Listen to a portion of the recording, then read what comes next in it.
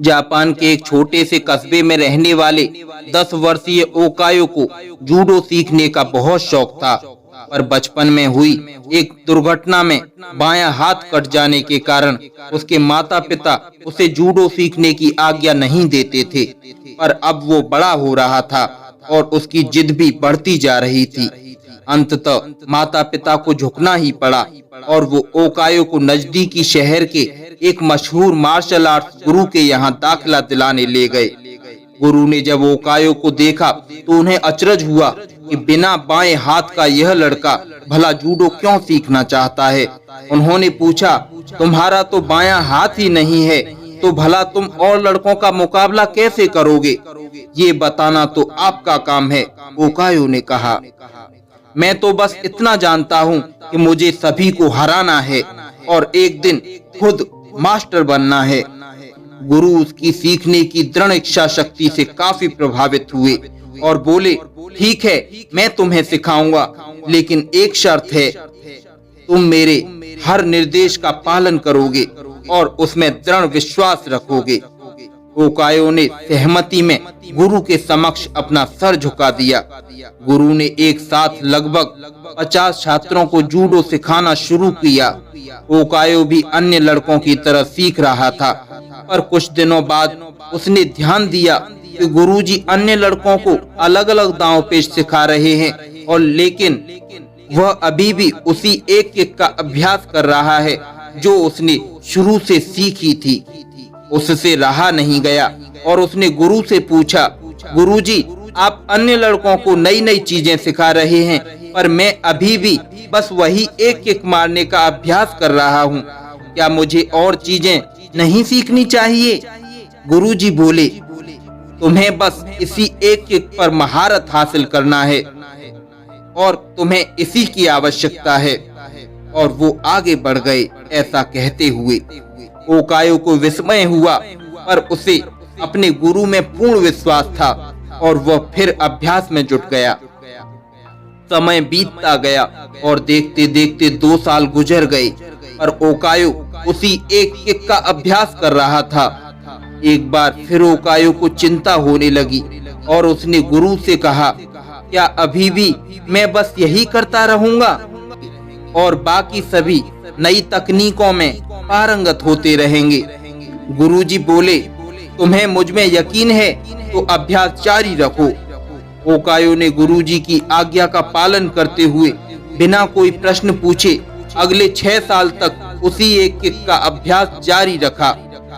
सभी को जूडो सीखते 8 साल हो चुके थे कि तभी एक दिन गुरुजी ने सभी शिष्यों को बुलाया और बोले, मुझे आपको जो ज्ञान देना था वो मैं आपको दे चुका हूँ और अब गुरुकुल की परंपरा के अनुसार सबसे अच्छे शिष्य का चुनाव एक प्रतिस्पर्धा के माध्यम से किया जाएगा और जो इसमें विजयी होने वाले शिष्य को सेंसेई यानी कि मास्टर की उपाधि से सम्मानित किया जाएगा। प्रतिस्पर्धा आरंभ हुई। गुरुजी ओकायो को उसके पहले मैच में हिस्सा लेने के लिए आवाज देने लगे और ओकायो ने आकर उस परीक्षा में हिस्सा लिया। ओकायो ने लड़ना शुरू किया और खुद को आश्चर्यचकित करते हुए उसने अपने पहले 2 मैच बड़ी आसानी से जीत लिए। तीसरा मैच थोड़ा कठिन था, लेकिन कुछ संघर्ष के बाद विरोधी ने कुछ क्षणों के लिए अपना ध्यान उस पर से हटा दिया। ओकायो को तो मानो इसी मौके का इंतजार था। उसने अपनी अचूक किक विरोधी के ऊपर जमा दी और मैच अपने नाम कर लिया। अभी भी अपनी सफलता से आश्चर्य में पड़े ओकायो ने फाइनल में अपनी जगह बना ली।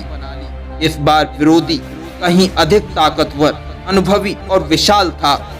देखकर ऐसा लगता था कि ओकायो उसके सामने 1 मिनट भी नहीं टिक पाएगा। मैच शुरू हुआ। विरोधी ओकायो पर भारी पड़ रहा था। रेफरी ने मैच रोककर विरोधी को विजेता घोषित करने का प्रस्ताव रखा, लेकिन तभी गुरुजी ने उसे रोकते हुए कहा, नहीं, मैच पूरा चलेगा। मैच फिर से शुरू हुआ। विरोधी अति आत्मविश्वास से भरा हुआ था और अब ओकायो को कम आंक रहा था और इसी दंभ में उसने एक भारी गलती कर दी। उसने अपना गार्ड छोड़ दिया।